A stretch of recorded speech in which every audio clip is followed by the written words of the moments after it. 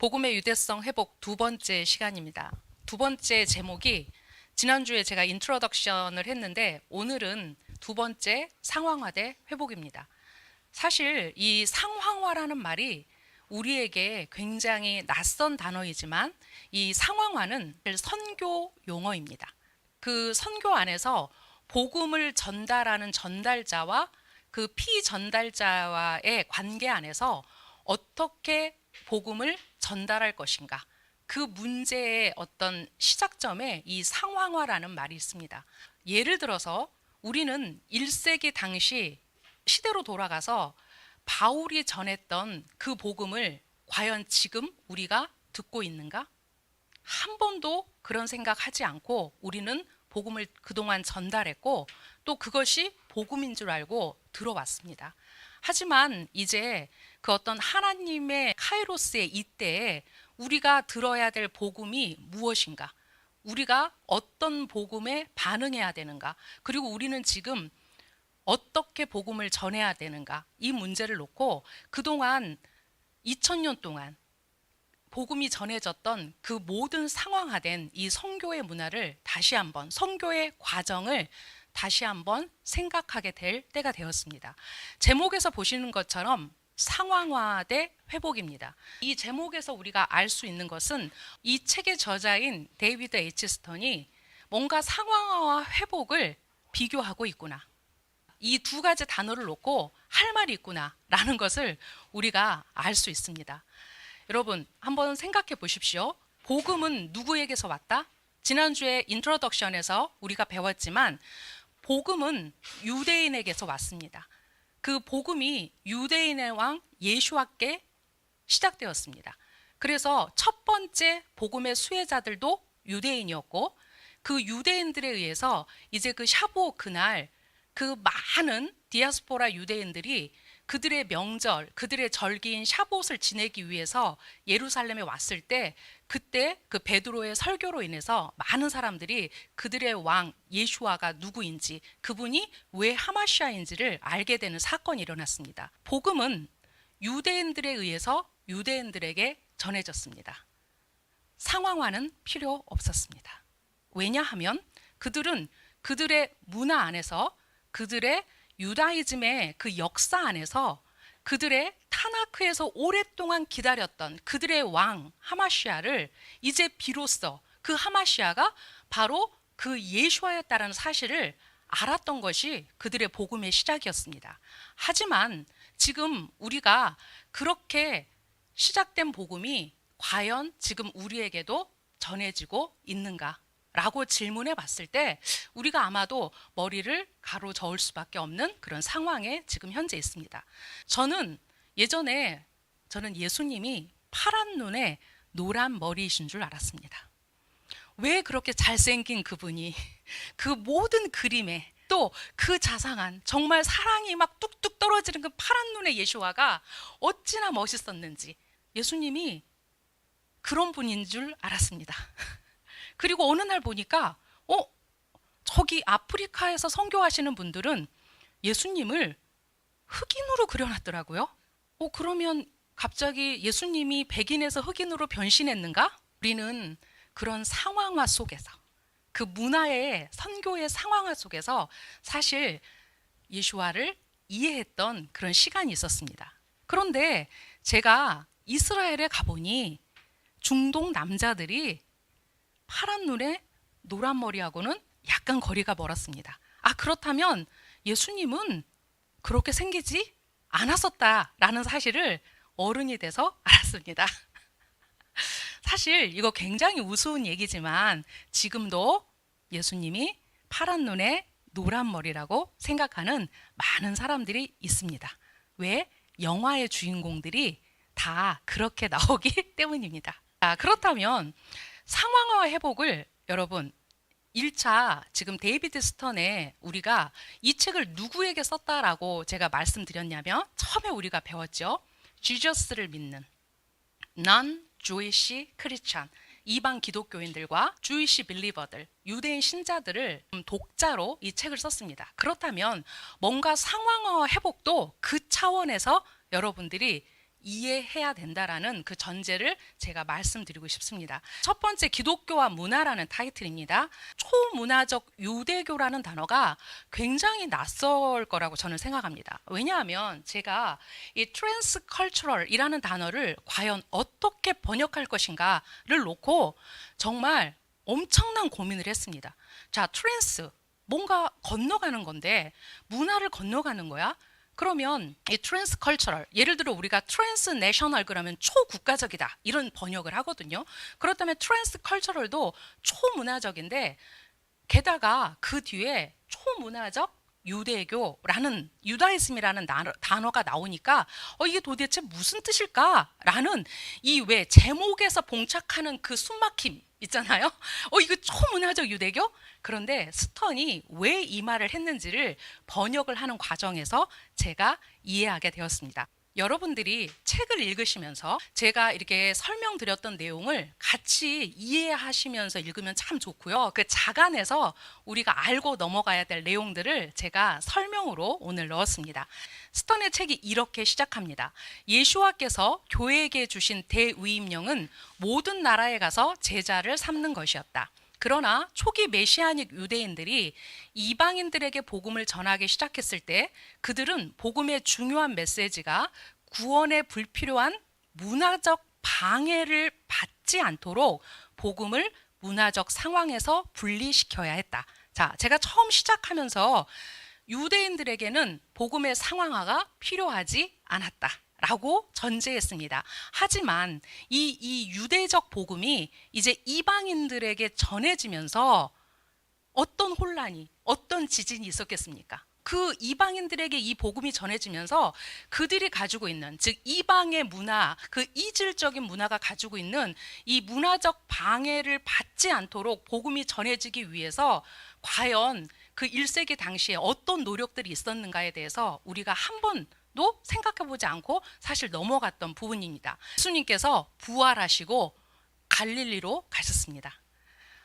갈릴리는 이방의 갈릴리, 저 어디 변방이 아니라 예수와께서 오랜 시간 동안 왜 갈릴리에서 복음을 전했는지에 대한 우리가 다시 한번 생각해야 될 부분인데, 갈릴리는 사실 전 이스라엘이라는 작은 나라에 많은 제국들이 어디로 들어왔냐면 갈릴리 쪽으로 들어왔습니다.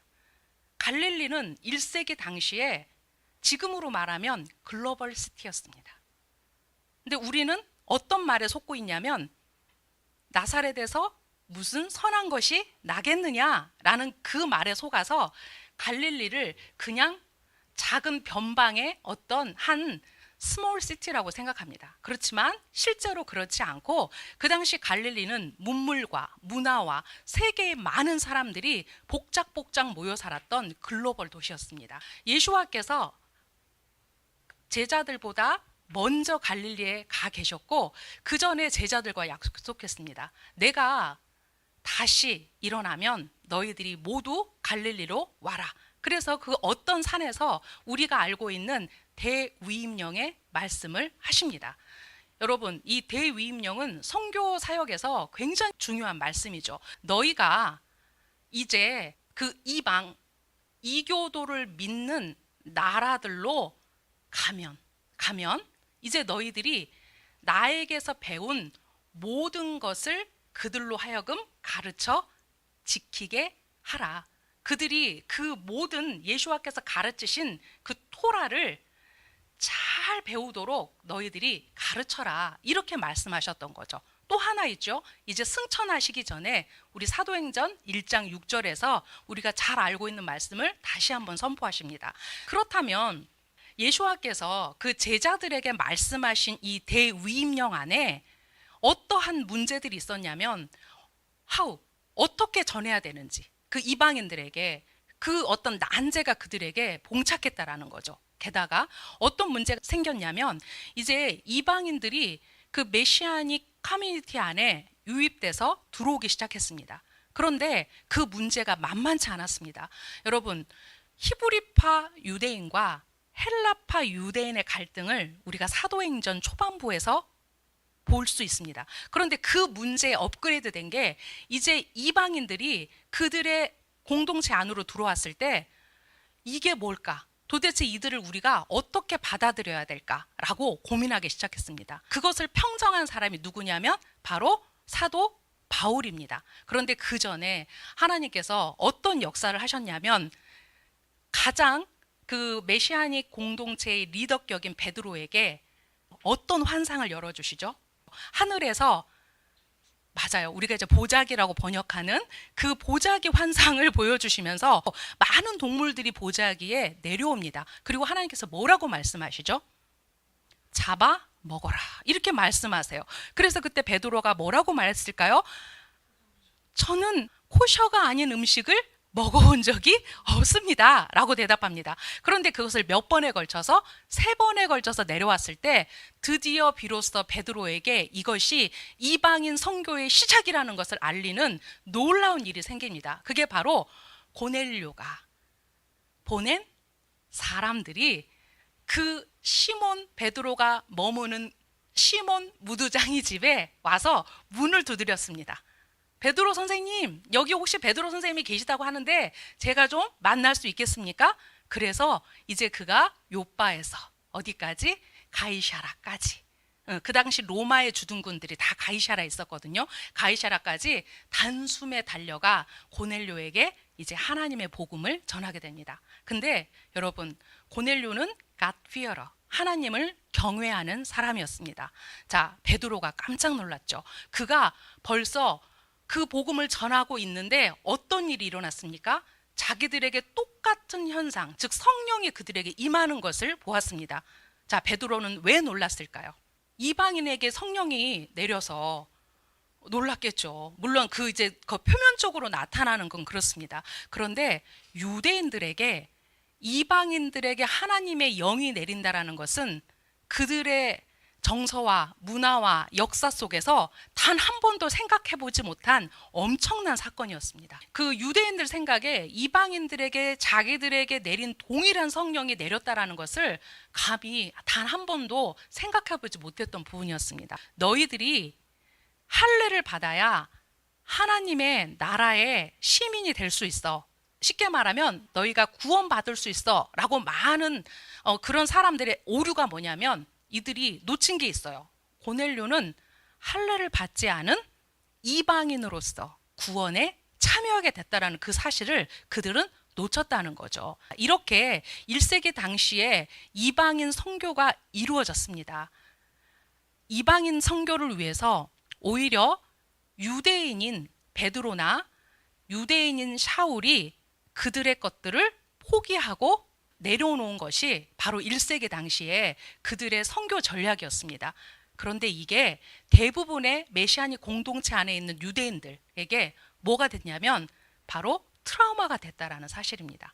그들의 역사 속에서 이방인에게 하나님의 복음이 전달된다라는 것은 그들에게 엄청난 트라우마였다라는 것을 우리가 알 수 있습니다. 새 언약은 이방인들에게 유대인이 될 것을 요구하지 않았다.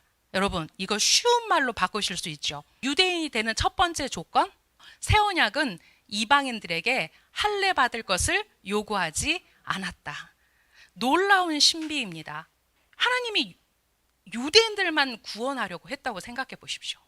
그러면 가나안에 들어갔을 때 그들이 어떻게 했어야 할까요? 하나님의 말씀대로 다 죽였으면 돼요. 그런데 유대인들은 무엇을 선택했냐면 이방인들과 함께 살기를 선택했습니다. 그것이 바로 계속해서 역사 속에서 흐르는 유대인과 이방인의 하나됨의 표지를 향해서 이제 마지막 완성될 한 세 사람, 온 이스라엘 공동체를 향해서 가는 정말 놀라운 발걸음이 한 발짝 한 발짝 떼졌다는 것을 우리가 알 수 있습니다.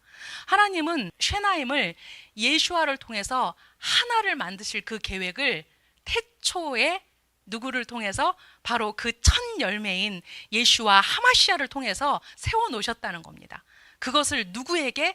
바울에게 알려주셨고, 그 바울은 그의 모든 것을 헌신하고 갈 만큼 그 하나님의 신비를 깨달았을 때 얼마나 바울이 놀랐을까.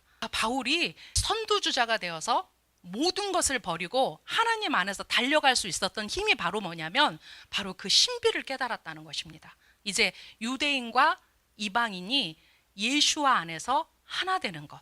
유대인들은 예수와라는 그 걸림돌에 지금 넘어져 있고, 이방인들은 지금 이스라엘이라는 걸림돌에 걸려서 넘어져 있는 상황이 지금 현재의 상황입니다. 그래서 유대인들은 그 예수와께 다박해야 되고, 우리 이방인들은 그 이스라엘에 다박해야 되는 그 어떤 그 하나님의 그 신비의 놀라운 정점을 이제 우리가 지금 살고 보게 될 것이고, 그것이 완성될 거라는 거죠. 이방인과 유대인은 유대인이 이방인이 될 필요가 없고, 이방인이 유대인이 될 필요 없이 예수와 안에서 모두 다 그 하나님의 백성으로 하나 되는 그 놀라운 신비를 바울이 깨달았다는 것입니다. 바울의 이방인 전도의 가장 핵심은 구원을 위해 이방인들에게 유대인이 될 것을 요구하지 않았다. 당연한 거 아닙니까? 바울이 깨달은 신비가 그건데, 너는 이방인으로, 이방인의 정체성으로 누구를 통해서? 예수와를 통해서 그 킹덤 오브 갓, 하나님의 왕국, 또 다른 말로 이스라엘 연방 왕국, 커먼웰스 오브 이스라엘 안으로 들어올 수 있다라는 그것을 알았기 때문에 이방인들에게 유대인이 될 것을 요구하지 않았습니다. 바울은 이방인 전도를 방해하는 불필요한 유대적 전통과 모든 문화적 상황을 그래서 배제했습니다. 이것을 배제하지 않은 그 거짓 형제들을 향해서 바울이 갈라디아서에서 어떻게 말하고 있는지를 우리가 압니다. 너희는 어떤 복음을 전하고 있다? 다른 복음을 전하고 있다. 바로 그 유대인의 정체성과 이방인의 정체성을 이해하지 못한 그 1세기 당시에 그 메시아닉 커뮤니티 안에 자칭 유대인이라 하는, 또는 그 거짓 형제들이 다른 복음을 전했을 때 그 저주를 퍼붓는 바울의 모습을 볼 수 있습니다. 그런데 여러분 생각해 보십시오. 바울이 그의 성정이 유별나서 그랬을까요? 바울이 굉장히 어찌 보면 상당히 한 성격하시고 굉장히 괴팍한 사람인 것처럼 나옵니다. 왜? 그가 예수와를 믿기 전에 어떻게 했는지 그 기록을 누가는 사도행전에 너무 자세하게 기록하고 있어요. 하지만 그의 이 열정은 어디서 나온 거냐면 바로 하나님의 일을 방해하는 그들을 향해 저주를 퍼붓는다는 사실을 우리가 알아야 합니다. 네, 이 다른 복음에 대해서 우리가 분명히 알고 넘어갈 때, 자, 다른 복음 아주 간단한 겁니다. 이방인인 네가 유대인이 되지 않아도 커먼웰스 오브 이스라엘의 시민이 될 수 있어. 이게 결정된 거잖아요. 그런데 그들이 요구한 게 뭐라고요? 이방인인 너 할례 받고 유대인이 돼야 돼. 이렇게 말하는 순간 이것은 다른 복음이면서 우리가 지난주에 배웠던 유다이즘입니다. 그러나 바울의 초문화적 유대교를 기반으로 한 이방인 전도는 선민의식으로 가득 차 있는 유대인들에게 큰 충격이었다. 트라우마였다. 비록 그들이 예수와를 하마시아로 받아들이고 메시아닉 공동체의 일원이 되었음에도 불구하고 이방인들을 그들의 일원으로 받아들이는 것은 낯설고 힘든 일이었다. 메시아닉 유대인들도 이것은 같은 성향이라고 볼 수 있습니다. 그들에게는 타고난 선민의식이 있습니다. 그 DNA 안에 선민의식이 있습니다. 그렇다고 우리가 그것을 비판하지 않습니다. 그거는 어찌 보면 당연한 것 아닙니까? 그들이, 왜냐하면 하나님께서 그들을 이 세상에 하나님이 살아계시다는 본보기로, 샘플로 만드셨기 때문에 그들은 그들의 DNA 안에, 그들의 정체성 안에 선민의식이 있다는 것을 우리는 인정합니다. 하지만 그 선민의식이 오히려 그들로 하여금 예수와 하마시아를 보지 못하게 한다면 그것은 굉장한 그들의 또 걸림돌이 될 수 있습니다. 야고보와 베드로를 제외한 예수와의 제자들조차 바울의 파격적인 이방인 전도를 이해하지 못했다. 우리가 이것을 어떻게 알 수 있죠? 바울이 예루살렘에 올라갔을 때 그 친교의 악수를 한 사람을 사도행전이 기록하고 있습니다. 처음에 누구와 누구가 친교의 악수를 했냐면 바로 예루살렘 그 커뮤니티, 메시아닉 커뮤니티의 수장이라고 할 수 있는 야고보와 베드로 이외에는 샤울에게 친교 약수를 내밀지 않았습니다. 그리고 이 두 사람 빼고 마지막으로 친교 약수를 내민 사람을 누구라고 기록하냐면 바로 요한이라고 기록합니다. 그럼 대부분의 메시아닉 공동체 안에서도 이 바울의 파격적인 이 이방인 선교를 잘 이해하지 못했다는 것을 우리가 알 수 있습니다. 그래서 어떤 사건이 일어났냐면 이제 그 할례의 문제를 가지고 예루살렘 공의회가 열렸습니다. 예루살렘 공의의 내용이 사도행전 15장에 잘 나타나 있는데 제가 이 예루살렘 공의회의 소제목을 달았습니다. 이방인들을 위한 할라카가 제정되다. 할라카가 뭐죠? 할라크, 걷다라는 단어에서 나왔습니다. 삶의 규범, 유대인들의 행동 규범을 우리가 할라카라고 하는데 이 예루살렘 공의회에서 바로 이방인들을 위한 할라카가 제정됐다라는 것입니다. 제자들에게 예수와께서 어떤 말을 하냐면 너희가 땅에서 매면 하늘에서도 매고 땅에서 풀면 하늘에서도 풀릴 것이다. 우리는 대부분 이것을 두 사람이 모여 기도해서 너희가 그 어떤 기도의 열정으로 하나님께 올려드릴 때 그것을 메고 푼다라는 차원에서 이해합니다. 그런데 제가 이것을 여러분에게 어떻게 설명해 드렸었냐면 이거는 법정 용어다. 법정 용어. 메고 푼다라는 것은 어떤 법은 묶고 어떤 법은 푼다라고 말했습니다. 예루살렘 회의에서 어떤 법을 맸을까요? 예루살렘 회의에서 이제 이방인들은 할례 받지 않아도 돼라고 그 법을 맺습니다. 그리고 이제 그들에게 이방인의 할라카로서 4가지 귤, 미츠보트를 말합니다. 풀어줍니다. 그 내용을 이제 우리가 읽어볼 건데 여러분 사도행전 그 내용이 사실은 편지입니다. 바울과 바르나바와 누구를 함께 보내죠? 유다와 실라를 함께 보내면서 이제 안디옥과 갈라디아와 여러 지역에 가서 이 편지를 읽어라. 그러면 이방인 메시아닉들이 어떤 것은 메어야 되고 어떤 것은 풀어야 되는지를 알게 될 것이다 라고 말한 거죠. 이 편지를 그 지금 현재 메시아닉 공동체 안에 들어오는 이방인들에게 이 편지를 써서 이제 너희들이 어떤 법을 지켜야 되는지, 어떤 생활의 규범을 지켜야 되는지를 이제 편지를 써서 각 지역의 대표인 예후다와 실라와 함께 보내는 그 내용을 지금 다룬 부분입니다. 우리는 이 편지가 나오기까지 베드로와 야고보의 너무나 기막힌 설교를 들을 수 있습니다. 여러분 사도행전 15장에서 베드로의 설교, 정말 베드로의 입술로 무엇을 증거하냐면 이방인과 유대인은 동등하게 차별 없이 그 하나님의 구원 안으로 들어간다는 것을 베드로가 일어나서 증거합니다. 또 야고보는 이제 그 다윗의 장막, 무너진 다윗의 장막 안으로 이방인들이 들어와 이제 그 하나님의 나라의 완성에 대해서 그가 그들의 타나크를 가지고 말합니다. 메시아닉 공동체를 이끌었던 이 두 수장의 그 의견 위에 바로 이 편지가 쓰여지게 됩니다. 이 4가지 명령은 메시아닉 공동체 안에서 유대인과 이방인 신자들 사이의 교제를 위한 실질적인 사회적 요구이자 공존을 위한 최소한의 법이었다는 것입니다. 여러분 여기 보면 우상에게 희생물로 바쳐진 것, 피, 목 졸라 죽인 것, 음행을 멀리 하십시오 라고 말하고 있습니다. 이것은 확장적인 십계명을 4가지로 요약한 것이다. 유대 전통에서 이런 말이 있습니다.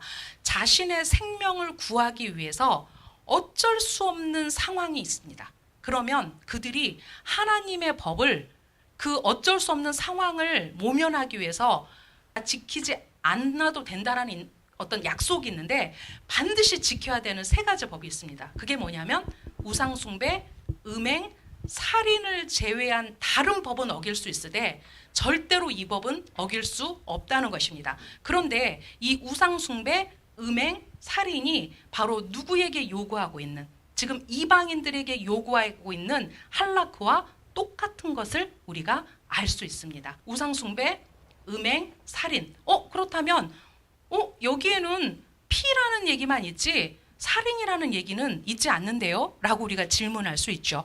여러분 여기에서 피는 1차적으로 피를 먹지 말라라는 레위기법에 상응합니다. 그래서 왜냐? 피는 생명이 있기 때문에 유대인들에게 절대 피를 먹어서는 안 된다라고 하나님께서 약속하셨습니다. 근데 이 피가 확장적 해석이 돼서 어떻게 해석이 되냐면 살인하지 말라라고 그 법으로 확장해서 해석됩니다. 즉 사람의 피를 본다라는 것은 곧 그 사람을 죽였다라는 것이죠. 그리고 이 살인하지 말라라는 십계명법이 여러분 어떤 법과 연결되는지 아십니까? 바로 십계명 제1계명과 연결됩니다. 십계명 제1계명이 무엇입니까? 너희를 애굽 땅 그 종된 땅에서 이끌어낸 나 요드웨이 바브웨이 이스라엘의 하나님이다. 이 말씀이잖아요. 이것과 살인하지 말라가 왜 연결되는지 우리가 깊게 생각해 보아야 됩니다. 유대인들이 십계명을 설명할 때 그 두 개의 법을 연결합니다. 그 예루살렘 회의에서 결정된 이방인들의 할라카는 결국 유대인 형제들과 친교의 악수를 하기 위한 최소한의 법이었다. 이방인들이 유대인과 하나님 나라의 권속으로 살아가기 위해서 그들이 복음을 전할 때 너희들이 할례 받아야 돼, 너희들이 코셔해야 돼, 너희들이 우리처럼 정결례 해야 돼, 그러한 모든 법을 이방인들에게 요구하지 않았다는 것입니다. 하지만 우리와 너희가 하나님 왕국 안에서 함께 걸어가려면, 할락하려면 이 법을 지켜줘야 해라고 말한 것입니다. 그게 바로 예루살렘 회의에서 결정된 내용입니다. 그 이방인들에 주어진 할라카를 가지고 유대인과 친교할 수 있는 그 최소한의 법으로 이것이 주어졌습니다. 네, 이와 같이 이방인들에게도 토라의 울타리 안에서 지켜야 할 법이 제정된 것이다. 이방인 신자들은 메시아닉 공동체의 일원으로 이 네 가지 명령을 지킴으로써 유대인 신자들과 더불어 하나님께서 정하신 공동의 법 안에서 하나가 될 수 있었다. 자발적으로 하나님의 법에 참여하는 것에 대해서 우리는 그것이 옳다 그르다 말하면 안 됩니다. 나 코셔합니다. 아, 코셔하십니까? 라고 우리는 그것을 존중해 드려야 됩니다. 이 연습은 차후에 유대인들에게도 우리가 넓은 마음으로 그들의 코셔를 존중할 수 있는, 너 햄 샌드위치 먹어 라고, 또 우리 아주 슬픈 이야기 있어요. 홍익희 씨의 슬픈 애조 요리라는 그 책에 그 내용이 있는데, 여러분 그 강제 개종의 역사 속에서 유대인들이 정말 개종을 했는지, 그들이 개종을 했는지의 여부를 가리기 위해서 그들에게 그 애조 요리를 주었습니다. 개종을 했지만 여전히 유대적 전통 안에서 살아가고 있는 유대인들에게 그 애조 요리를 먹는다라는 것은 어떤 기분이었을까요? 그것이 바로 우리 2000년 기독교 역사 안에서 기독교인들이라고 하는, 정말 하나님을 사랑하고 예수와를 사랑한다고 했던 그들이 그 유대인들에게 행했던 범죄와 같은 이야기들입니다. 여러분, 이 네 가지 이 할라카가 어떻게 실행되는지 궁금하지 않으세요? 이 네 가지 할라카가 어떻게 실행되는지 정말 궁금하시죠? 여러분, 고린도 전서 읽으십시오. 고린도 전서가 바로 이 네 가지 할라카를 이방인들에게 어떻게 적용하고 있는지를 아주 자세하게 실제화하고 있는 내용들이 나옵니다. 먹는 문제, 우상 숭배 문제, 이런 문제들이 아주 적나라할 정도로 그들의 문제를 파헤치면서 샤울이 그것에 대한 정답을 주고 있는 게 바로 고린도전서의 내용입니다. 바울이 전한 복음은 결코 이방인들에게 할례를 요구하지 않았다. 이제 우리 알았죠? 왜 요구할 필요가 없었는지 알았어요. 바울의 입장에서 만약 이방인들이 유대인에 의해서 유대적 관례들을 지킬 것을 강요당한다면 그것은 유대인화를 조장하는 것에 불과했다. 예수와 안에서 이방인은 유대인이 되지 않아도 차별 없이 동등한 자격으로 아브라함의 믿음에 접붙여질 수 있었다. 이것이 복음입니다. 복음의 유대적 형식이 이방인들을 위해 상황화되었다. 자, 이 내용이 바로 우리 책에 실려 있는 고린도전서 9장 9절에서 12절까지의 내용입니다. 바울이 모든 사람에게 모든 것이 되었다라고 말합니다. 그리고 이 내용을 스턴이 자세하게 우리에게 알려주고 있습니다. 이 말을 요약하면 바울은 이방인들에게 유대인들의 문화를 받아들이라고 강요하지 않았다. 그는 이방인들을 위한 신약의 메시지가 장차 기독교로 알려지게 될 문화의 경계를 뛰어넘는 유대교라는 것을 알았다. 여러분, 트랜스컬처럴 유다이즘, 제가 이것을 앞에서 어떻게 번역했죠? 초문화적 유대교라고 번역했습니다. 근데 똑같이 번역하지 않고 제가 이해한 대로 번역했습니다. 왜 그 유대교가 문화의 경계를 넘었는지 여러분 이해되십니까? 하지만 그 다음에 나오는 제목이 문화의 경계를 뛰어넘지 못하는 기독교입니다. 그게 2000년 기독교 선교 역사에서 적나라하고 너무나 명확하게 나타났다는 것입니다. Non-transcultural, 그 문화의 경계를 뛰어넘지 못했습니다. 문화적 장벽을 넘어 복음을 전하고자 했던 모든 사람들은 바울이 그들에게 가르친 교차 문화 전도의 원리를 이해하지 못했다. 오히려 정반대의 일들이 빈번하게 일어났다. 여러분, 교차 문화 전도는 이렇게 읽으면 어렵지만 복음은 민족과 국가와 문화와 시대와 세대를 뛰어넘는다. 그 당시에 살았던, 그 시대를 살았던 사람들이나 지금 21세기를 살고 있는 우리들에게 예수와는 여전히 한 분이시고 하나님 나라는 여전히 one nation입니다.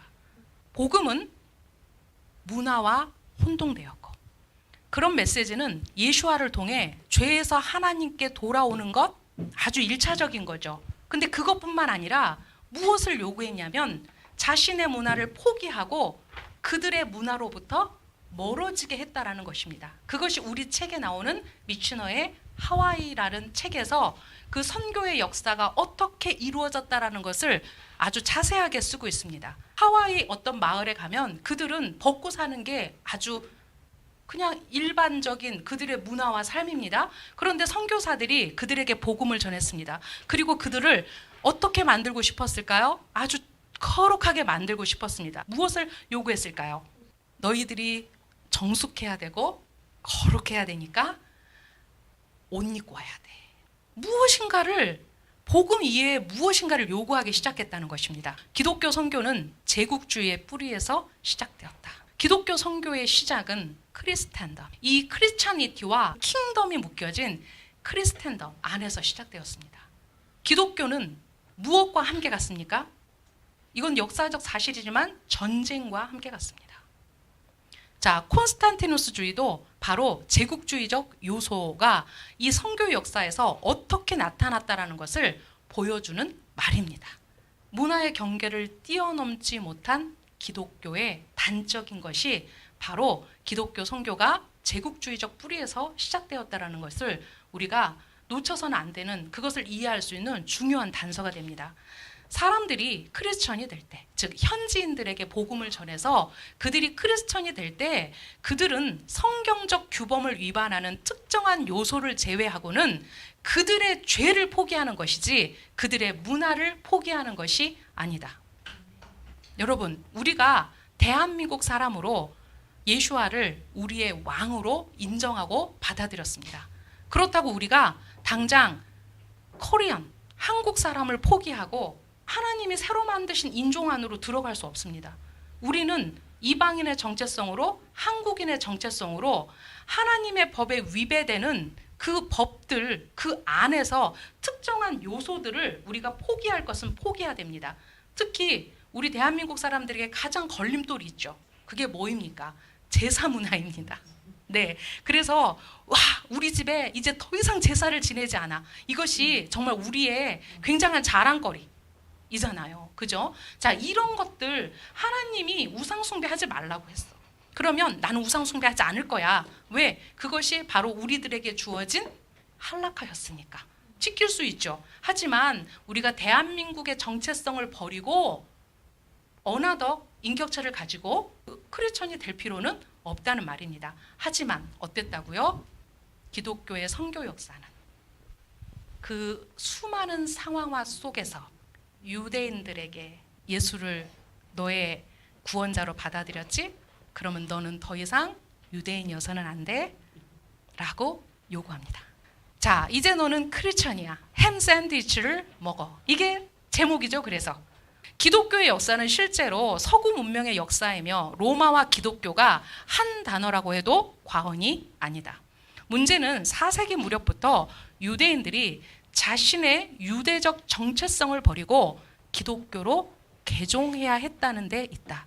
유대인들이 예수와를 그들의 메시아, 구원자, 주님으로 받아들이는 것만으로 충분하지 않았다. 여기에서 기독교로 개종한다는 것은 메시아닉 유대인이 되는 것과 다릅니다. 기독교와 메시아닉 유대인으로 개종한 사람들이 물론 둘 다 예수와를 믿습니다. 하지만 기독교로 개종한 사람들에게 무엇을 강조했냐면 그 유대적 정체성을 버릴 것을 강조했기 때문에 그들이 자신의 유대적 정체성을 유지하는지 유지하지 않는지의 문제가 사실 오늘날 우리가 유대인들을 바라보는 어떤 한 시각 안에서 또 해석하고 봐야 될 입장입니다. 기독교로의 개종은 대개 이질적인 문화를 받아들이는 것을 의미했고 때로는 그에게 무엇까지 요구했냐면 유대인의 모든 것을 포기하도록 요구했다는 것입니다. 기독교는 유대인들에게 더 이상 너는 유대인으로 살아서는 안 돼! 라고 그 유대인의 모든 것을 포기하게 만들었다는 것입니다. 유대인들이 유대인의 메시아 예수와의 거룩한 공동체에 가입하기를 원할 때, 즉 그들이 개종해서 어떤 그 공동체 안으로 들어갈 때 말도 안 되는 고백을 그들이 하고 들어갈 수밖에 없었습니다. 자, 그것이 바로 콘스탄티노플 교회의 강요 고백문입니다. 고백문을 고백하고 그들은 기독교인이 되었습니다. 얼마나 많은 것들을 포기해야 했는지, 얼마나 유대인의 정체성을 버려야 했는지, 그들이 죽은 거죠. 그들의 영혼이 죽어버린 거죠. 그런 상태에서 많은 유대인들이 기독교로 개종을 했던 역사가 바로 2000년 기독교 역사 안에 이렇게 기록으로 남아 있습니다. 과연 하나님께 이 고백문이 올라갔을 때 하나님이 이 고백문을 작성하고 하나님을 사랑하고 예수와를 사랑한다고 고백했던 그들의 그것을 어떻게 받으실지 저는 모르겠습니다. 자, 결국 이중 전환된 기독교의 역사는 유대인이 기독교인이 되면 유대인의 정체성을 버리고 서구 문명의 역사가 만들어 놓은 크리스텐덤의 기독교인이 될 것을 요구했다. 이중 전환된 기독교, 이방인들이 상황화된 그 복음을 유대인들에게 전합니다. 그럼 유대인들, 아까 제가 1세기 당시에 어떤 복음이 그들에게 참된 복음이었는지 여러분들에게 말하면서 시작했습니다. 그렇다면 이 이중 전환된 복음을 유대인들에게 전할 것인가? 물론 이거는 이런 복음은 누구에게도 이방인들에게도 전해져서는 안 됩니다. 네, 이제 그 다음 챕터 제목이 복음의 상황화입니다. 그 세 장의 내용을 여러분들이 잘 이해할 수 있도록 제가 예루살렘 회의에서 어떤 것들이 결정됐고 또 이 상황화 안에서 어떻게 복음이 이중 전환되어서 유대인들에게 전해졌는지까지 전했습니다. 그래서 이 전체 제목이 뭐였냐면 상황화 대 회복이었습니다. 이제 제가 다음에 무엇을 여러분에게 알려드릴까요? 이제 그 회복된 복음이 무엇인지를 제가 강의할 것입니다.